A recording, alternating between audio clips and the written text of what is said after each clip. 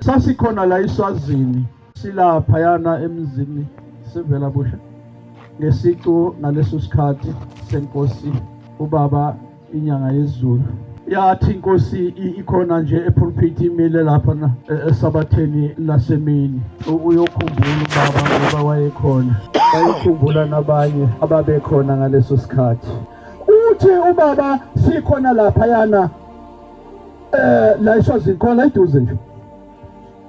Inyanga yezulu ithi hlophe, uthi baba, uthi ngiyakubona, hayi ukuthi angikuboni, ngiyakubona mina usaba ukutshela abantu ukuthi uJesu usebuyile. Uthi yimi lo